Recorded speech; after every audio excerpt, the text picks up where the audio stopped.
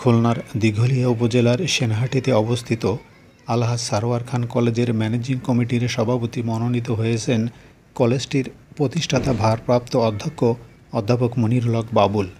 আগামী 2 বছরের জন্য তিনি এ দায়িত্ব পেয়েছেন। জাতীয় বিশ্ববিদ্যালয়ের ভাইস চ্যান্সেলরের অনুমোদনক্রমে বিশ্ববিদ্যালয়ের কলেজ পরিদর্শক মোহাম্মদ আবদুল্লাহ সিদ্দিক সরকার স্বাক্ষরিত এক চিঠিতে তাকে এ মনোনয়ন দেওয়া হয়।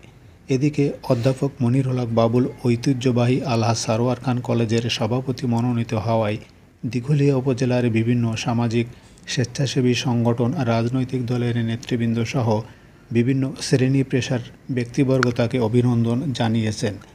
কলেজটির প্রতিষ্ঠাতা ভারপ্রাপ্ত অধ্যক্ষ হিসেবে তিনি অত্যন্ত দক্ষতা এবং সুনামের সাথে দায়িত্ব পালন করেছেন। একই কলেজে তিনি দীর্ঘদিন বাংলা সাহিত্যের সহকারী অধ্যাপক হিসাবে শিক্ষকতা করেছেন। 2 মাস পূর্বে অবসর গ্রহণ করেন। এছাড়াও তিনি মাওলানা ভাসানী বিদ্যাপীঠের অধ্যক্ষ হিসেবে দায়িত্ব পালন করেছেন।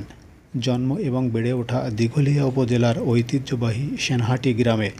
পড়াশোনা করেছেন সরকারি বিএল কলেজ এবং রাজশাহী বিশ্ববিদ্যালয়ে। এমফিলও সম্পন্ন করেছেন। ভালো কবিতা লেখেন।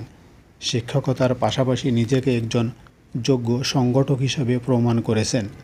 অত্যন্ত দক্ষতা এবং যোগ্যতার সাথে দায়িত্ব পালন করছেন শিক্ষক কর্মচারী ঐক্য জোটের সভাপতি এবং খুলনা জেলা জিয়া পরিষদের সভাপতি হিসাবে।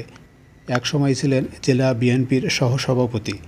বর্তমানে সংগঠনটির যুগ্ম আহ্বায়ক হিসাবে অত্যন্ত দক্ষতা এবং যোগ্যতার সাথে দায়িত্ব পালন করছেন। এলাকাবাসীর প্রত্যাশা তার মতো একজন যোগ্য সংগঠক কলেজটির ম্যানেজিং কমিটির সভাপতি মনোনীত হওয়ার ফলে কলেজটির উত্তরোত্তর সমৃদ্ধি, উন্নয়ন ও কলেবর বৃদ্ধিতে বিরাট ভূমিকা রাখবে।